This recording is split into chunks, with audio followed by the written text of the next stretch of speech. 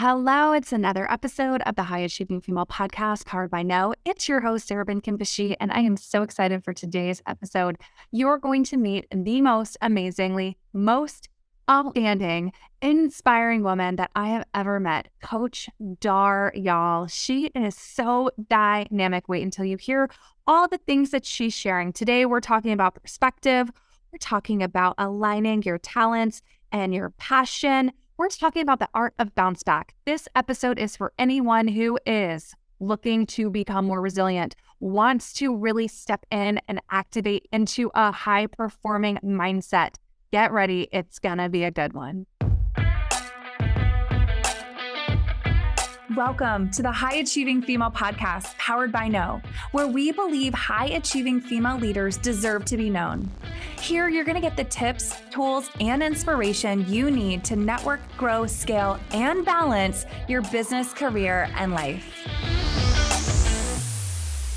Hello, everyone. I'm so excited for today's episode with the one and only Coach Dar. Dar, welcome to our podcast. Sarah, I am so excited for this right now and us to have this time together. We've talked about it, but we haven't had the chance. So thanks for having me on. Oh my gosh. I'm so excited to dig in because you are a superhero to so many, including me. And I just see you and watch you, and you have the greatest energy. You're doing really, really big things. Before we go into all of the things that are coming down the pipeline, you are a board certified occupational therapist. You are a coach. You do a lot of mindset work. You do a lot of mental toughness, which I love. You work with CEOs, you work with professional athletes. You really focus on psychology, life experience, personal mission, all of the things so that we can be well-rounded, successful, professional people, right? Yes. All of that. I love that. So outside of that, right, just giving our listeners just a little insight. Outside of that, tell us about you. You know, when I get asked this question, I always am like, what do I say? Because there's so much, but what comes to mind, my friend told me this a long time ago. And I was like, she's like, Dar, you know what you are? Cause I'm like, who am I? What do I say? And she's like, you're a hope dealer. I was like, yes, I am. I'm a hope dealer.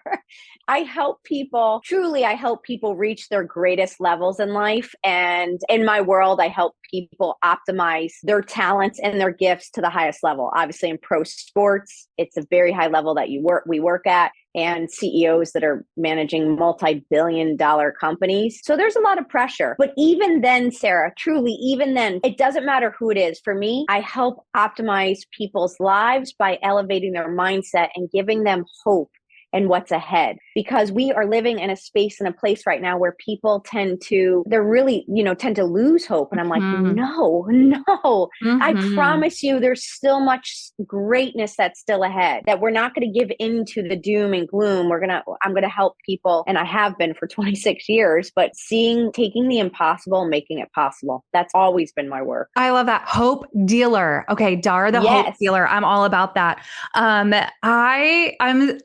I'm just really excited for everyone to get to know you even more, because you have this amazing backstory. Can we dig into that a little bit? And then I want to talk about what you're doing now. But let's talk about I know you've been through some stuff, right? So you're from New York, right? Am I right? You're from New York? Connecticut and New York. Connecticut. Yep. I was close. Okay. Yep. Let's go back, because you were not always this mega personality working with all of these athletes. There was something that happened to you in your life where you had to overcome a bunch of trials and tribulations, right? Let's talk a little bit about that. Yeah, it's so interesting where our life, takes us. And so I speak around the world on the resilient mindset. I'm known as a resiliency expert. I'm known supposedly in this world, by helping people with growth mindset and resiliency and overcoming adversity. And I wish, Sarah, in some ways, I'm like, well, I've become an expert in this, but I wish I didn't know all the things that I knew because I had to go through it. But that's just kind of how it is. And you become an expert in the things that, one, where your skills and talents are, but also what you're passionate about. And I became extremely passionate from an early age. My mom, when she was 40, suffered a triple heart attack, and she had to go for a triple bypass. And at 40 years old, it affected her whole life and she had to overcome that. And I saw this lady, she's just like Mother Teresa to me, my mom, and she had to overcome so much. And I saw her come back, but my mom had to still work 3 jobs because it was hard for us growing up. So when people ask me, how did I get here? It was really instilled in me from my father, who was a coach, truly a coach that coached so many people in our town and area towns, and my mom, who's this amazing person, but they were gritty. They were resilient. They never gave up. So it's in my DNA. And then when I went to school to be an occupational therapist, and when I started, my first job was to literally help the most severe cases of traumatic brain injury, brain tumors, cancer, spinal cord injury, like the people that were told they would never walk, talk again. I mean, these were CEOs of major companies in New York to a 18-year-old girl trying to go to her high school prom and a car accident happens and changed their whole life. And then they came to me and the team and they're like, you've got to get my husband, wife, daughter, son, you've got to get them back. This can't be how life's going to be. So I say that in the beginning because that I had to help people overcome the most extreme odds mentally, physically, spiritually, emotionally. Yeah. So that was the hardest of hard. And then at 25, I'm married at the time. And we just buy the book, What to Expect When You're Expecting, because I couldn't wait to start a family. Yeah. And I was so excited. I thought I'd have this little athlete because my ex-husband and I were athletes. And, something in my plans was not meant for that because I had gone to see a chiropractor. And when they manipulated my neck, 'cause I'd hurt my back, they ripped the vertebral artery to my brain and I was bleeding in my brain and suffered a stroke. So I was left with a blood clot. It was misdiagnosed, so they didn't find it early enough. The long and short of this is that they didn't find it early enough. And what was left was a blood clot in my brain. And they said that they could not operate on it. And if it dislodged any day, I could die. Wow. So at 25, 25 years old. Wow. Yeah. And I'm trying to help people overcome their odds. And then I have to fight my own odds, really. And when you get told that, for me, I just lost all fear for things. I was like, well, if I could die any day, well, then sugar, let's go. Hey, okay. Okay. So yeah, I threw myself into my work, and I'm not saying that that's what you should do at all. But I ended up saying, well, I want to go fix healthcare. And so I went to go after like a big position in a hospital that I was not qualified for. But I ended up going back to school for business so that I could become qualified for it. And by 28, I was president of a large healthcare company. And then I ran multiple companies after that. So I got a real good lesson in business in my early stages of my life. But that was a blessing too, because by 2008, when I started my own practice, I saw the world hurting, recession hitting, suicide on the increase, depression, people losing their jobs or their homes.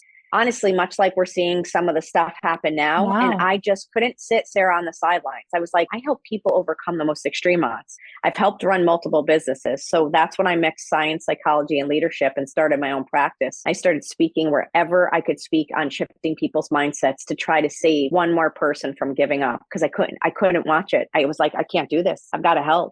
And that's how my practice started privately. And it grew to where we are today, which is 13 years of a private practice. So what people see now, you have to understand that was 13 years going at it with, starting. What I do now is cool, but back then it was not so cool. It was because I was passionate. Right. And 26 years being a therapist, but now I coach professional athletes in all leagues, MLB, NBA, NHL, NFL, MLS. So I'm at the top of my game and where I coach and CEOs, but I will tell you that did not come overnight. And that is much sacrifice, relentless hard work, and grit, a lot of grit and a lot of bouncing back. And I wish I could say, Sarah, that first stroke was my only, but I've had 3 strokes and my last one was the worst 3.5 years ago, maybe around then. And then losing both my parents recently. So oh my gosh. I know a little bit about having to bounce back. It's just the first part. I was going to say, wow, Dar, that's resiliency in all shapes and forms. But now, and then you share that you've had 3 additional strokes. I have to ask, because I wonder if others are wondering this too, are the strokes still related to the same cause? We can't figure it out. I assume so. I because I know this world, but I don't know. But I feel like I've had 3. So it's like 3 and done. I'm good. And we're good. We're good. But I had to do all my own rehab. I had to do all of my own recovery for it. So I know what it's like for someone who's listening right now that thinks whatever they're going through, like, you don't know if you can get through it, but I promise you, you have 100% odds that you will get over your worst day because you already have in the past. So you have a statistic in your favor that's working for you. So use it to fuel you, not fight you. Can you tell me, I love that. Can you tell me a little bit about the mindset shift that you had, right? Because when you had the stroke, the very first stroke, you made a decision. Like you literally reconciled with yourself and you go, nope, not letting this get me down. You didn't victimize. You didn't say, well, I'm going to die. I could die. So I'm just going to stop living now, right? You literally made a decision that shifted your entire trajectory, led you to where you are now. And you, like you said, by 28, you were running a large hospital. How do we do that, Dar? Like, we go through something so pivotal. How do we say, nope, you're not going to get me. I am shifting and I am going to win at this. How? Like, tell me all the secret. Well, you know what? It's literally, first I'll say, from watching my mother get up and beat all the odds. I watched her. I watched a woman in front of me. And then my other mentor was Mary. She was 5 years old in the Holocaust and saw a lot of her family disappear in front of her. And then she had to get on a boat and live in a hallway in New York City. So Sarah, it really comes down to your perspective on the situation.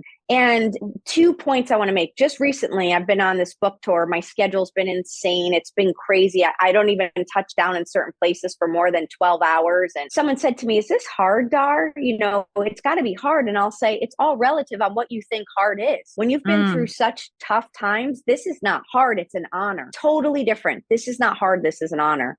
Mary living through the Holocaust, that's hard. My mom going through the pain she went through with triple bypass and 3 jobs, that's hard. People in the military fighting, being shot at, not knowing if they're going to be able to come home, that's hard. So I shift my perspective. I reframe the game so that I could show up better, because it's not to say that I'm negating the things that I need to do to take care of myself. What I'm saying is the mental perspective of this is, let's just figure out on what level is this hard, because sometimes, take away my stroke, but sometimes just whoever's listening day to day, we could let our days that sometimes go out of flow start to snowball on us, that we catastrophize the whole day. We take it home. Now we're taking out on our family, our spouse, and the whole thing's blown up because we didn't have our mindset right. We didn't put it in a good perspective. And we took a pebble and turned it into a damn mountain. And we didn't need to. So it really is important that we learn the power of perspective and how to reframe things by pausing when something triggers us or happens and say, what emotion do I want to tie with this? And is this going to help me or hurt me at this point? Is this going to move me forward or pull me back? Do I need to talk about this and say, I feel like I'm going to lose the wheels a little? Could call someone, say, help me reframe this so that I can put this in the right perspective. And when you do that, you now vocalized it and then you can work through it. And now your brain isn't trying to like fight or flight on you. It's going, oh, this is something we could solve. We could do this. And now you're in harmony and you're back in flow. And it still may suck, excuse my language, but there's still be something, you know, that you're going through that's still hard. But that's principle number 1 in this book that I wrote, which was embrace the suck. Like when I had the stroke, I sat there and I'm like, I've got to figure out what to do this. But you also have to remember, Sarah, I had the stroke, but I didn't have full paralysis on one side. I definitely had limitations, but I saw people worse off than me that I was treating while I had my stroke. So I can't tell you how important it is. You ask me how to get in the mindset, it shifts your perspective. You'll shift your life. 100%. All of that. Every single bit of that. I love it. This week's episode of the High Achieving Female Podcast is brought to you by the No Global Membership. It's time. Get in the room to network with women you want and need to know. Link to join the membership is in the show notes below. And don't forget, you can also claim your freebie today. I'm going to use this. It's not hard. This is not hard. This is an honor. I am going to use that. I'm making t-shirts so you can buy one. Quoted by Coach Dar. I love this. We're putting before we get in, I know you have this book coming out. I want to talk all about it. It's called The Art of Bouncing Back. I want to get into it. But before we do that, I want you to share a little bit about working with professional athletes, working with top level CEOs. How in the world did you start this? How did you get into this? Tell us. Okay. Well, again, for me, all this is a God blessing because I grew up in sports. My father had me in sports. Sports is everything. We literally would watch the New York Giants on Sunday, and then my father would tape it because it was way back when they had VHS tapes.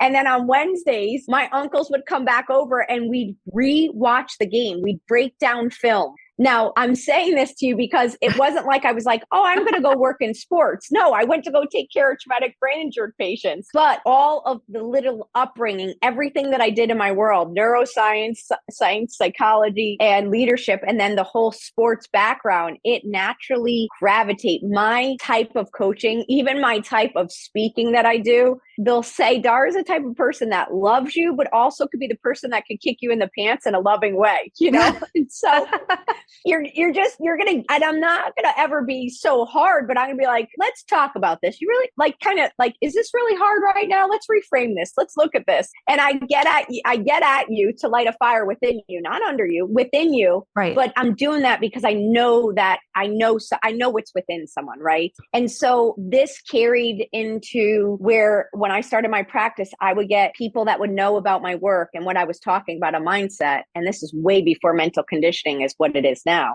And I'd have players, I have CEOs, and they'd come to me and say, hey, I have something that I want to work through or talk about, but I don't know who to go to. And it just started to become my clientele because of the niche that I had built and the gifts that I had. So then it came time to where an owner of a team came to me and asked me to help with a specific player, which helped with another player, which helped with another player. And there was a whole team. And then my whole practice just became a huge part of sports, and it grew. But I would say, yes, some people want to go into sports and that's the avenue they go.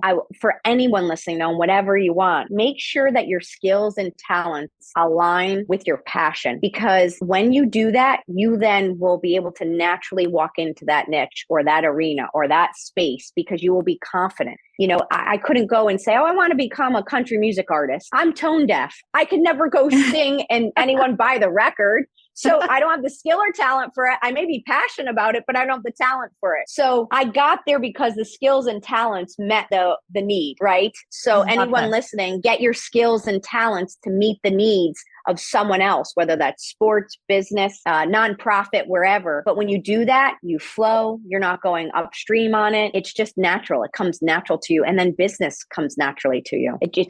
I never marketed. I've never marketed in 26 years. That's amazing. It's been all word of mouth.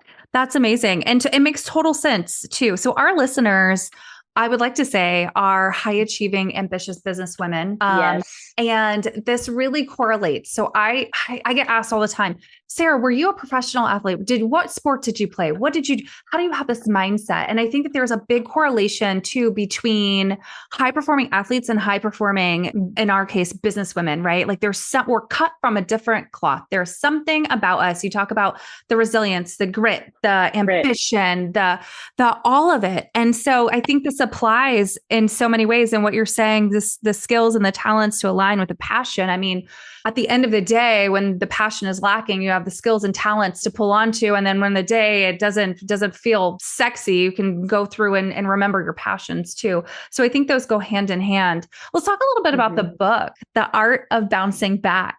The tagline, find your flow to thrive at work and in life. I love that. Life and work.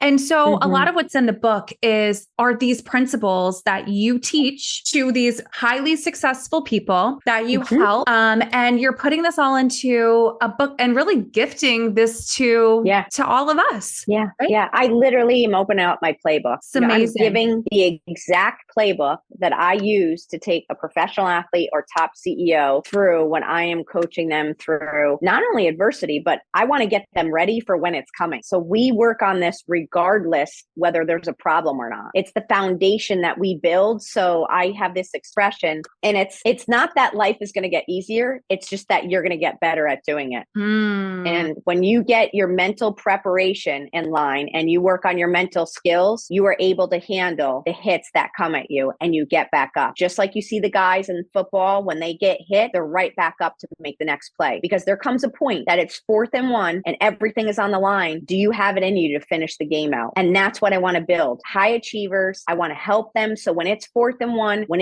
you're going at it in your business and it's the 11th hour and you're exhausted, but you know this is everything on the line, you're going to have the grittiness, you're going to have the resilience, you're going to have the mental tools to not only make it through this, but do it really well, where you start to flow in the middle of adversity. It starts to advance you. It doesn't hurt you. I have chills.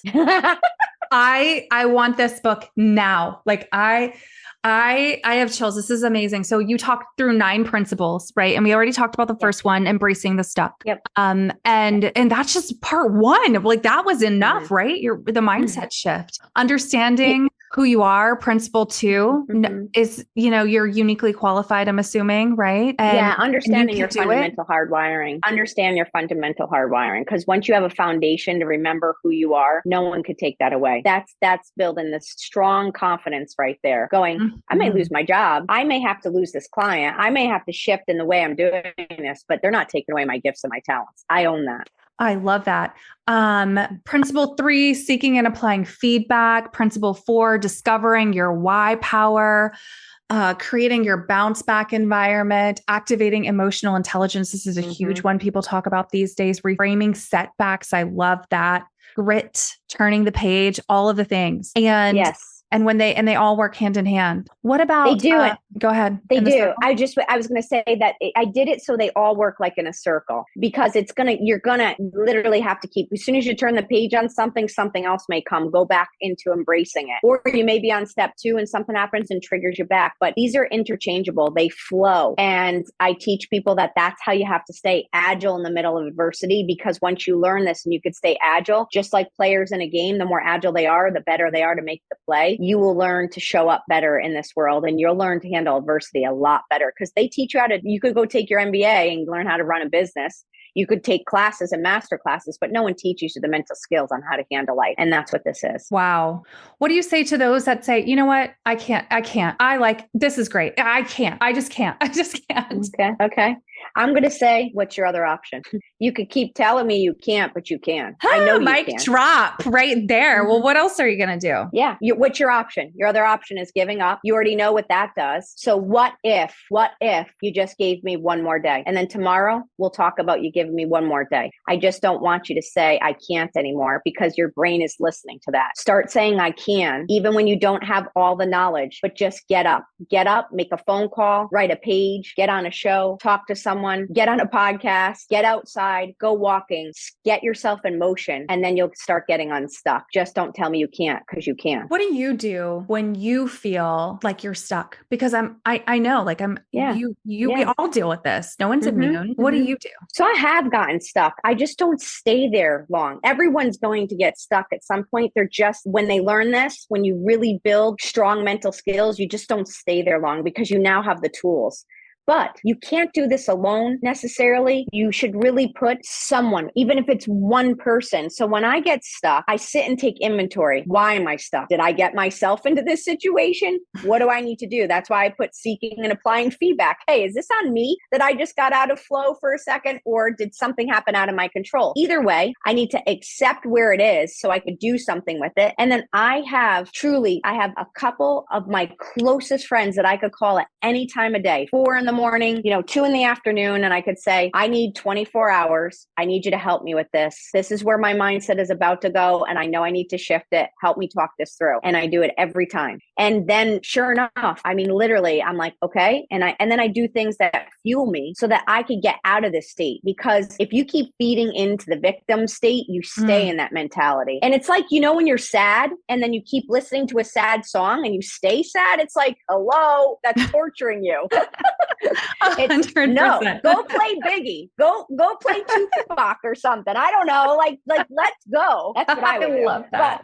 Oh, I love that. You have to do the things that, like I'm teaching you in these principles. Like you have to do, no one's coming to save us, as Mel Robbins says. No one is coming to save us, but you can put people around you and you can put the tools in place to help you get out of a situation. And it's going to require you to dig within to get out. But like I said, what is your other option? The other option does not help us at all. So why not try one more time? And when I think about the Navy SEALs that go through what they go through and they think, how am I going to get through the day? They just think, how am I going to get through the next minute, the next hour? That's all you need to focus on, then do it. But just don't stop. Just don't get stuck where that quicksand starts taking you down. Because also when you do, the chemicals of the brain can change on you. So you don't want to stay there too long. Wow.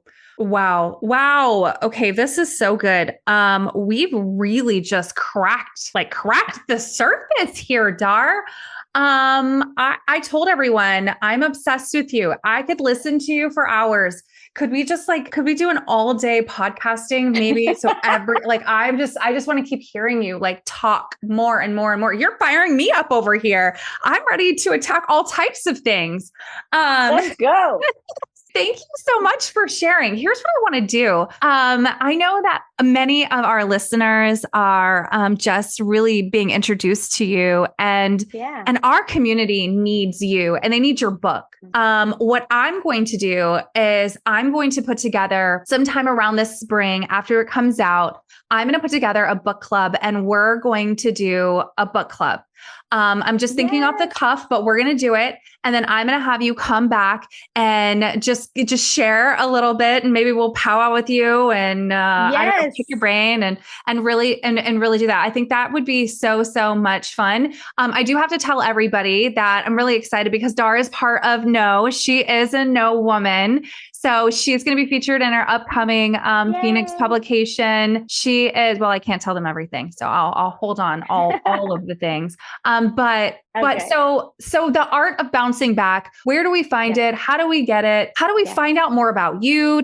Give us all that. So lots of things. First, you could go to coachdar.com and that will have all of my info. It have all my social media handles there. You can get the book on there. If you go to coachdar.com, I have literally a ton of pre-order. You pre-order your book now, but I have bonuses, master classes that are normally a few $100s. I'm giving them to you when you order the book. So you could pre-order on coachdar.com, or you can go to Amazon, whichever works for you. You'll get the bonuses on coachdar.com. And the book comes out on February 28th, but there's only going to be so many copies. So pre-order now to reserve your copy. And also, I'm a rookie in the league of author world. So all the support I can get, I really appreciate it because I love teaching. And while God gave me the gift, while I could still speak, because my last stroke took my speech away. So while I have it, I want to be able to communicate and share everything that I have, because someday I'm not going to be here. So I want to pour into people. So this keeps the dream alive of that. And then you could listen to me. I put stuff on social media every day, pretty much, unless I'm taking a no tech day. But it's at the Coach Dar, so THE, and then Coach Dar is my Instagram and Twitter handle. And I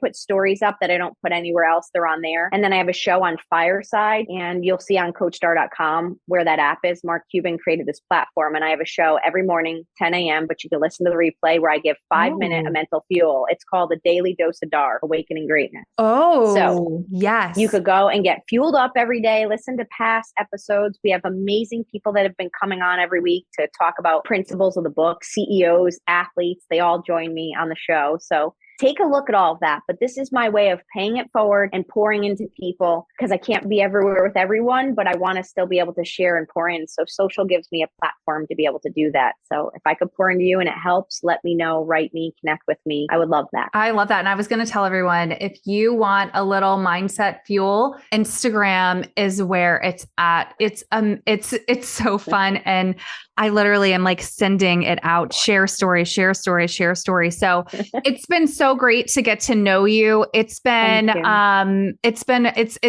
really exciting time to sort of see you propel. And I cannot wait to see everything that happens with this book. You're definitely doing like the work. You are in it and inspiring and helping so many people.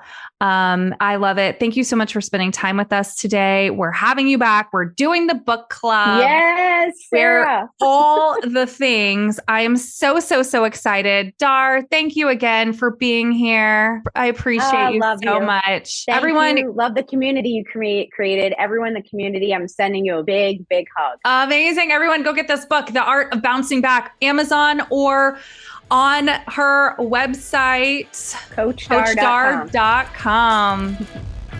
Thank you for joining us for this episode of the High Achieving Female Podcast, powered by No, where we believe it's time for high achieving women like you to be seen, heard, and recognized.